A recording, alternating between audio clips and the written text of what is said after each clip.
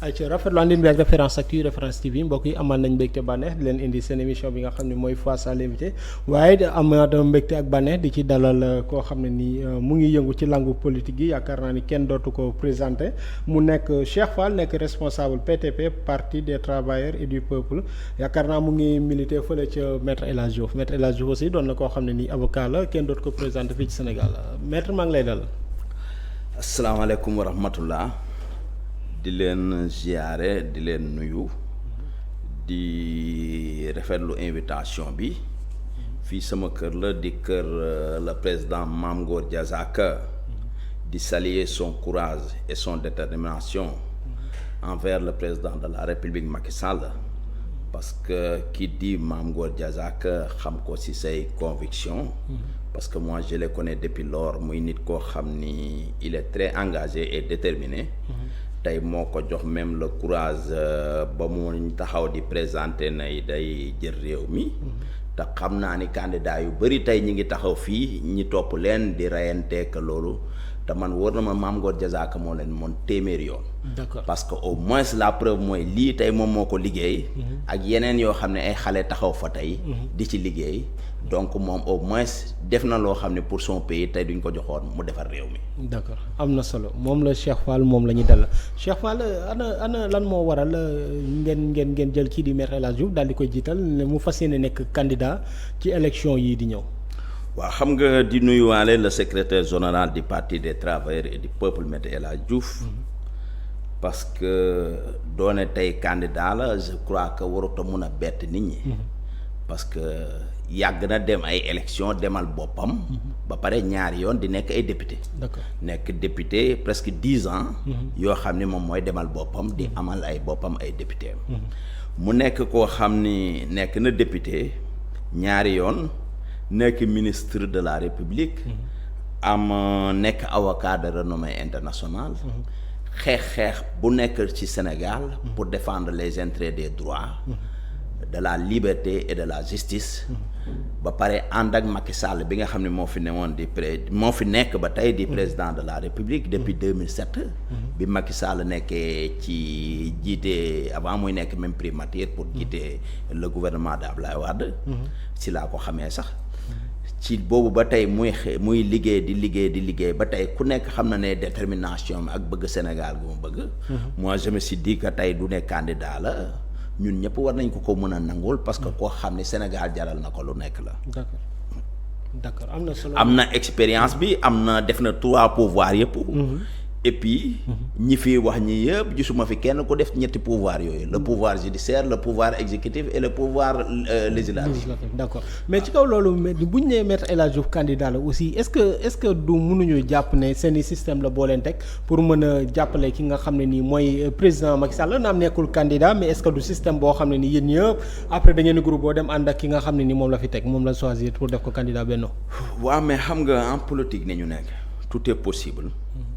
parce que du dee intérêt Sénégal rek moo ñor nit ñi dafa am benn moment boo xam ne du dee lii moo fi sës pour que Sénégal mun cee génn parce que fi ne nii le Sénégal xaw na jaxasoo gi mooy dafa am ñu bees ñoo xam ne ñëw nañ ci langue gi ba ak manipulation bi ñuy def ak ba yàq réew mi complètement ci seen ay tappale ci seen ay nar foog ni loolu mun na wéy pour diriger Sénégal mais lépp lu du dëgg du yàgg moo waroon man musuma gëm ni seen ex parti boobu dina jàll mooy waral tey lépp jeex na tàkk gis naa sax recours bi ñu def au niveau du conseil constitutionnel conseil constitutionnel débouté ne leen ci leur requête est recevable mais quand même dégoûté ne leen parce que y a une condamnation donc dans ce cas là pour le fait que ñu génn Sonko dans les sur les listes électorales donc c'est définitif jeex na daal. D'accord mais ni yéen loolu rek moo leen intéressé parce que Sonko dafa taxawoon tiital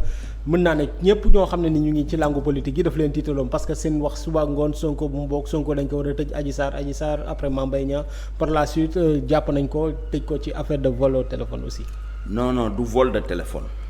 parce que 7 chefs d'inculpation la plus vol de téléphone muy 8 cela veut dire que doy xool dossier bu ñu doon préparé la. loo xam ni am na les faits sont réels. parce que ku nekk dégg na ko muy woote jóg leen ñaata nit ñoo dee ci ay OTM biñ demee ba loolu ba dajale loolu yëpp peut-être lu nekk dafay am occasion téléphone xale bu jigéen boobu mu jël xale gendarme boobu moo waral nag jàpp ga.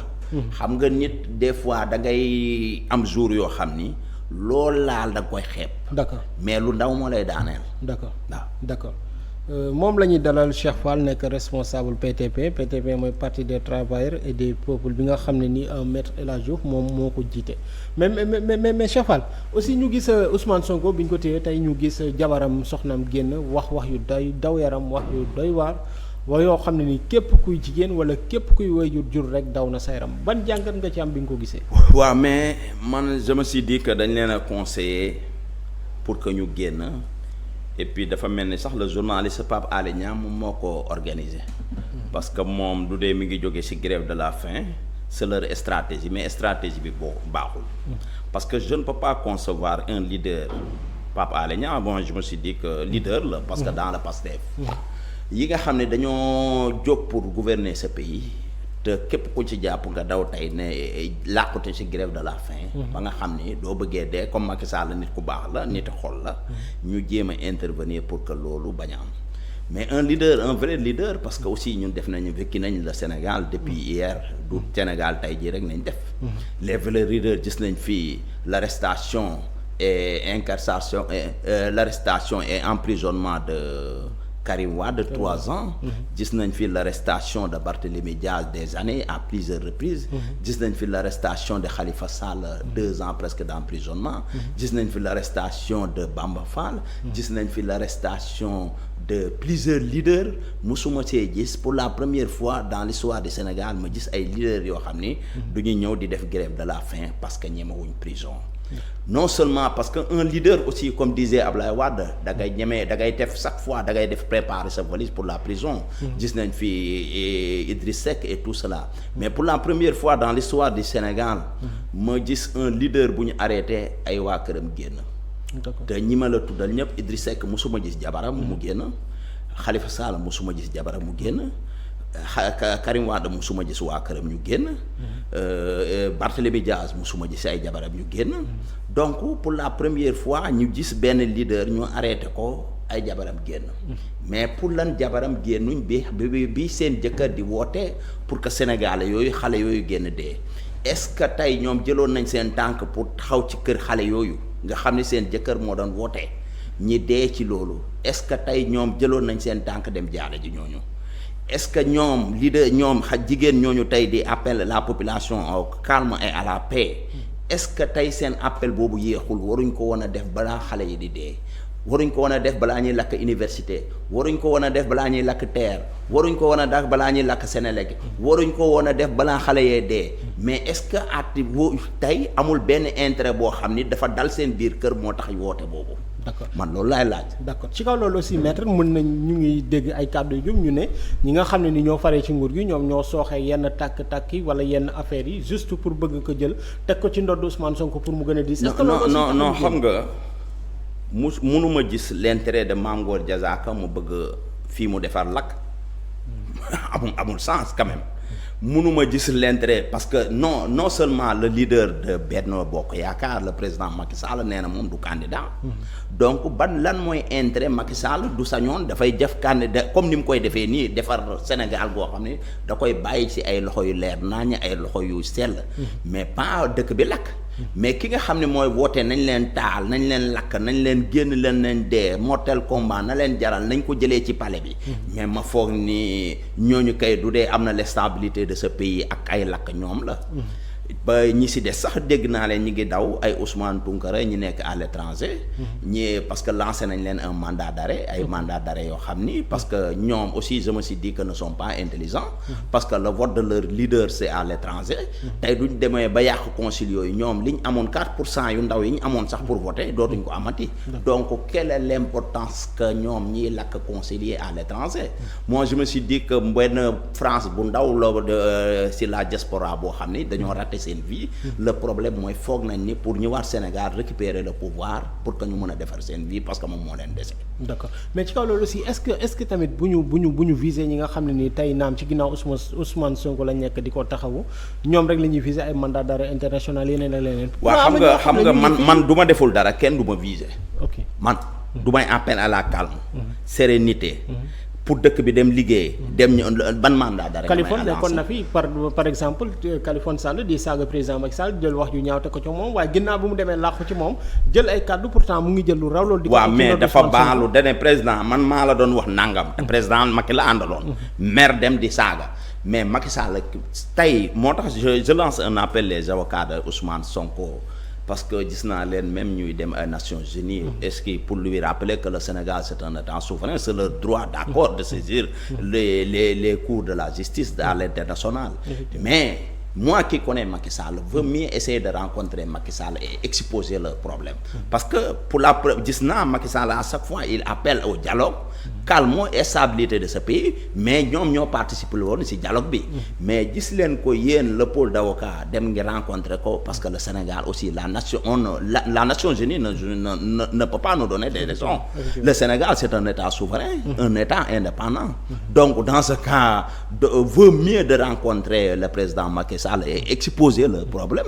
mais dem ay Nations Unies yàgg nañ fa dem Karim Wade et puis gisuma benn décision boo xam ni war na indi nañ ko fi mu arrêté dara. d'accord ci kaw loolu préfet bi xëy waa FRAPP waroon def seen marche pacifique mu xëy interdire leen ko ndax loolu tegu na ci yoon. mais tegu na ci yoon parce que préfet ñun ñi ngi defar place de l'indépendance ñoom yi ñu yàqoon ñun ñu ngi koy defar ngir yàlla ak yónnent bi pour dëkk bi baax na ñu bàyyi ñu defar ku taxaw te place de l'indépendance l'Obélisque gis ngeen tey bañ nañ ko pour la première fois nga gis fa même dooy dox sax ci ay tapis vert ngay dox. donc dans ce cas moi je ne peux pas concevoir que ñu ñëwaat yàq dëkk bi pour lan marche bi lan la quel est l'objectif de leur marche. mais aussi tey buñ leen ko tere tam parce que ñoom nee nañ dañuy foncer dañuy def seen marche kenn mënu leen ko tere. est-ce que non yàgg nañ koo def nous sommes dans un état de droit et puis xam nañ ni le Sénégal c'est un état fort. le Sénégal c'est un État fort. leader yooyu musuma leen a gis ñoom ñëpp ñoo la ba bërki démb gis naa fi Déthié Fall mu ne dañuy foncer dem mais biñ benn lacrymogène rek nañ daal dàqe mu daw dugg biir otoom demaat. cela veut dire buñ nax xale yi. benn xale du fa demaa xale yi dañoo sonn ci marché yi. xale yi dañoo maar. le problème qui se pose mooy et puis nañu bàyyi ci Ousmane Sonko bi ñuy politiser. moo tax mu ne Ousmane peut-être il s'est trompé de cible. parce que cible am du woon Macky Sall. les vrais ennemis de Ousmane Sonko c'était dans le Benno Bokk c'était dans le Yewwi. aujourd'hui gis na ces leaders là man gisuma boobu ba tey kenn ku def benn acte depuis l'arrestation de Ousmane Sonko aujourd'hui Guy Marius Sagna laa gis mu ne dafay def benn marche. mais quel est l'objectif pour libérer Ousmane Sonko mais il faut arrêter Ousmane Sonko dañ ko woo pour la justice de ce pays nee na moom gëmul loolu. mais aujourd'hui il se prend pour que nañ ko libérer. mais nañ arrêter yooyu.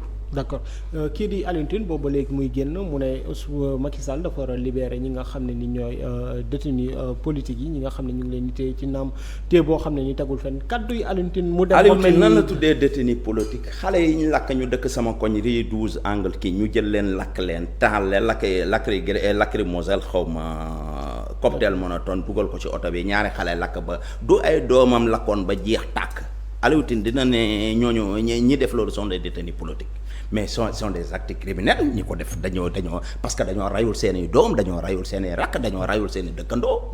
Alioune Tine il ne défend que son intérêt. son intérêt parce que man tout récemment bi ma déggee ñoom seen biir ñuy weerante ba ne nguuda ñi ngi ko doon jox 1,3 million après à la fin dama am ay surprise sax mais Alioune Tine il ne défend que ses propres intérêts. mais la société civile xam na ni mais ñoom ñi lakk taal leen lakk leen ñoom amuñ ndey amuñ baay. Même je profite de cette occasion parce que je me suis dit dans le discours des dames de Ousmane Sonko gis naa mu ne pour lancer un appel à madame la première dame ne Ousmane dafa am njaboot dafa yor ay doom yoo xam ne dañoo toll mais waaw ma ne Adji Sarr amul ndey Adji Sarr parce que ndeyam dee na Adji Sarr amul njaboot Adji Sarr tollul ci xale boo xam ne war na génn mun a doxi say ay soxlaam pour lan boole wuñ ci Adji Sarr metti lu ko mooy waral d'accord moi je me suis compatible avec leur seeni douleur parce que nous tous nous sommes des Sénégalais duñ sañoon kenn du dem kaso. Donc c'est pourquoi aussi je profite de cette occasion pour lancer même le président de la République. Parce que du dee seen jëkkër dem na ba jaral ko moom son état de santé ne lui permet pas de rester en prison nañ ko jël def ko fi ñu defoon Habré duñ ko fa defee permettre waa famille am ñu koy gis ak ay docteur am ñëw di ko traité mais nag l'État doit rester fort nous sommes dans un état de droit duñ nangu benn nit ñëw taal Sénégal lakk ay nit lakk ay oto des actes terroristes yoo xam ne mësut a am ci réew mi après on ne laisse pas faire. d'accord mais ci kaw loolu est-ce que mooy li ma la wax rek sànq mais monsieur Cheikh Fall est-ce que du yéen ay woote loolu noonu wala yéen ay pousser booy ñu dem aussi ci loolu. non mënuñ koo woote xam nga pour lan ñun ñoo jiite. d'accord parce que ku olof dafay faral di wax ni ku sa gémmiñ di naaj doo wax jàmm. borom gémmiñ guy naaj du wax jàmm. donc ñun suñ discours yëpp mooy discours paix. duñ marche. duñ dóore duñ saaga on demande que la stabilité de ce pays.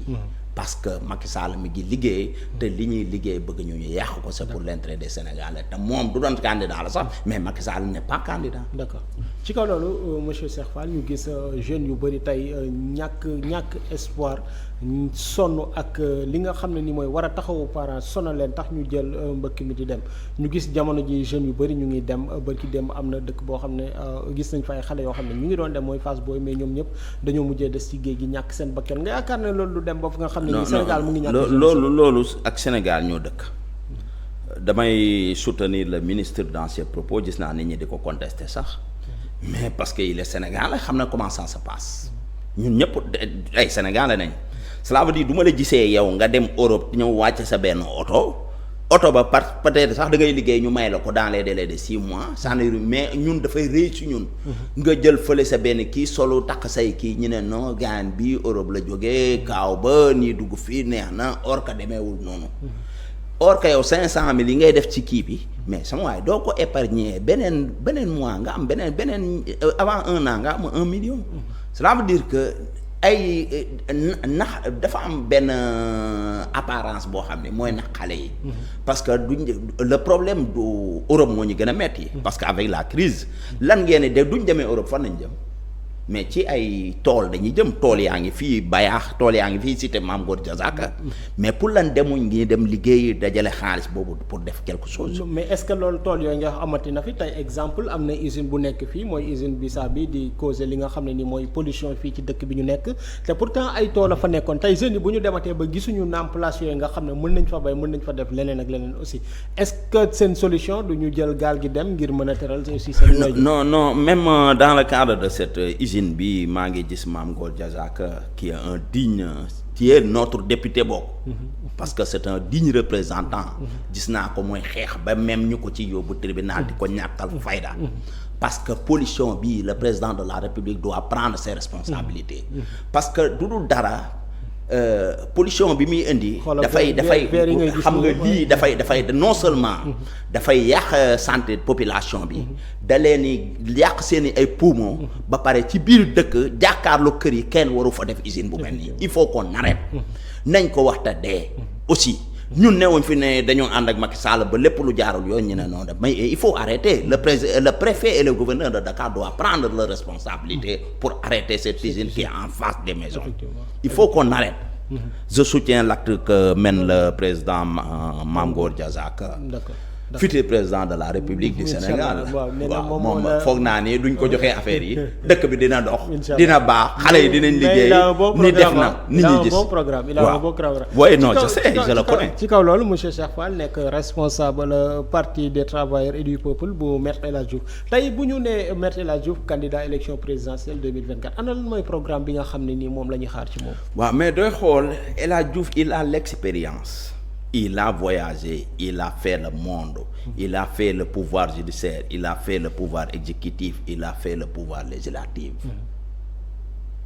Moi, je le connais très bien et puis c'est un homme généreux et bien. Le problème qui se pose, et puis dafa bëgg ngóora mooy waral tey bu ñu ko joxee Sénégal. Peut-être est-ce que Sénégalais am nañ sens pour que diriger Maître El Hadji Diouf diriger ce Sénégal. waxuma ni kenn dootu fi lakkati kenn dootu fi taalati ni yooyu moom du fi amati. D'accord. kenn dootu fi marche ay marche yoo xam ne di dof la ci kaw nit ñi. D'accord. parce que c'est un vrai homme d'État. Mais le problème qui se pose, Maître El Hadji Diouf, il a voyagé, il a fait partout dans le monde, il a son programme écrit. D'accord. par ay nit yu mag ay experts. ñoo ko bindal programme. waaw. D'accord. ba pare mu boole xam-xamam bi nga xam ne amul fu mu demul ci Sénégal. tout récemment ci élection législative yi. il a fait encore le parcours du Sénégal. à plusieurs reprises. connaître la doléance du Sénégal parce que c'est un avocat. mais Maître El Hadji Diouf waxam yëpp Ousmane Sonko la waaw parce que xeex bi woon dafa benn moment boo xam ni. il faut ñun ñëpp ñu nekk ay patriotes. pour libérer ko. non les patriotes je dis waxuma de l'autre partie. D'accord. waaw les patriotes des vrais patriotes. pas ku nekk comme di ci xaar dara Mame Ngor Diazaka ngi xaaru ci dara. Effectivement. man je n'attends rien du tout. mais bu ñu xaar ni Macky Sall ku nekk li nga yor parce que pour que Sénégal reste un Sénégal. parce que mënuñoo concevoir dans un Sénégal qu'on insulte les chefs religieux. dans un Sénégal bu ñuy lakk ay bis di taal nit ñi. dans un Sénégal boo xam ne dañuy xëy kenn du jàngi. dans un Sénégal boo xam ne dañuy xëy convoqué ne tribunal ñu arrêté lépp tëj lépp. mais pour la première fois dans l'histoire du Sénégal. c'est pourquoi j'ai entendu les femmes de Ousmane Sonko disent hier que pour la première fois un leader ma ne ko ñoom suivre l'histoire politique du Sénégal mais fii condamné en perpétuité sax am nañ fi. tëj nañ fi nit giiru dundam. un leader. kii jàpp nañ fi ay Mamadou Dia. ay fukki ati kaso. fii jàpp nañ fi ay Valdiodio Ndiaye sama nijaay. fii jàpp nañ fi ku nekk tëj nañ la fii ci kaso. Abdoulaye Wade nii def na 100 fois prison. peut-être dañoo courageux. duñ def de grève de la faim rek. di rey seen bopp. c'est pourquoi je lance un appel à monsieur Ousmane Sonko. l'ex-dirigeant de PASTEF d'arrêter.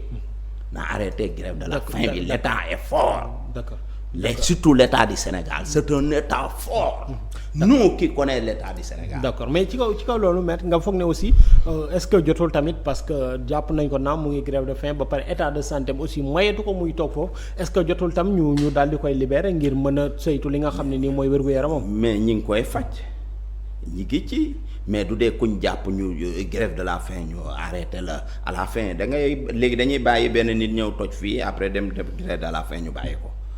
mais quand même il y a des solutions je lance un appel même man maa ngi compatible avec sa famille parce que c'est dur d'arrêter un leader surtout parce qu'il n'est pas n'importe qui aussi mais nañ ko jël def ko comme en résidence comme fa Iba Abré ne woon te defoon nañ ko en résidence surveillée c'est lui muy lekk ka naan foog naa ni moom sax moo fa indi ay problème ba dem prison mënoon na bañ a ñàkk parce que gis naa le procureur de la République que je salue au passage le grand Abdou Karim Diop un grand pénaliste un grand procureur de la République bu def un travail extraordinaire ma ne ko procureur yow bul gestu demal nii rek yow ñëpp xam nañ la problème bi mooy mën a tendre nañ même la perce à Ousmane Sonko bàyyi ko këram mais mënoon nañ ko arrêter bon def non da état bi dafa lu ñuy ragal état qui connaît l'état biñ ne Yaya Jammeh fii na jógee il y a une décision de justice Sénégal dana 48 heures laa la may pour nga jóge foofu Yaya Jammeh avec ses armes gendarme ak lépp ñu ne ko 48 heures pour nga jóge fa mais moom moo ëpp doole Yaya Jammeh moo Sonko moo ko ëpp doole mais il faut qu'on arrête la preuve en est nii bi ñu ko jàppee lan moo am d'accord ci kaw loolu maître balaa ñoo tëj rek ñu ñëw dellu ci mbirum li nga xam ne nii mooy parti bi di Benno Bokk Yaakaar ñu gis ku nekk mu ngi xëccu candidat mais Abdoulaye Daouda Diallo mu ngi jóg ki nga xam ne mooy Amadou Ba ak maître Boun Abdallah Dionne ak ñeneen nga yaakaar ne mënuñu jëm ci li nga xam ne nii mooy parti bu tas. non Macky Sall il a l'expérience. am na léegi ku ma àndal mu ne ma Macky Sall dafa mbapat ma ne ko luy loolu mu ne. dafa jaar ci affaire yi dañ koo tàggaat. xam nga erreur yi Ablaye Wade defoon. Macky Sall du ko defaat mukk. d'accord la preuve en est que Macky Sall depuis lors. la ne moom du nekk candidat man Me El Hadji Diouf laa njëkk a déggee ne Macky Sall ne sera pas candidat. d'accord donc. ambition dafay am en politique. ba ci suñu biir parti PTP. ambition dafay am ku nekk da ngay xëccoo nii kii maire fii kii leen lii parce que ku nekk bëgg nga dugg ci liste yi ku nekk bëgg nga nekk politique ku nekk bëgg nga nekk député ku nekk bëgg nga nekk maire mais ambition boobu nag du tax duñ demee ba Macky Sall tànn parce que ñun ñëpp xamante nañ. d'accord xam nañ le choix de Macky Sall, il a déjà fait son choix. Et puis dina leer, je crois que d'ici le 28. Il va annoncer son candidat. Mais bañ na ko c'est un homme d'État, il va parler avec tout le monde pour que ñun ñëpp ñu ñëw jàpp si ñëpp bàyyi intérêt personnel yi ñëw jàppale intérêt pour le Sénégal. d'accord ci kaw loolu maître amoon nañ mbégte ak bànneex di la dalal ci Référence Actu face à l'invité ana lan ngay tàggoo ak ñi la doon seetaan ci Référence Actu. waaw mais di nuyu sama xarit sama sëriñ boobu di may envoyé message muy sëriñ Massamba Kane depuis Podor. di sant di gërëm ñi nga xam ni les militants du parti des travailleurs et du peuple depuis lors ñi ngi ci terrain bi di def parrainage ñun bokk ñoo Bougane Gueye boobu toog di wax rek naan ay te du demee élection yi jot du am parrainage. bëgg ñoo sonal ne partagé na mais Bougane il pèse lourd de. non Bougane mënut a am sax député du ko mënoon a am Mame Gor Diazaka rayante na ba gagné fii ba nekk conseiller Bougane amul dara parce que son problème mooy.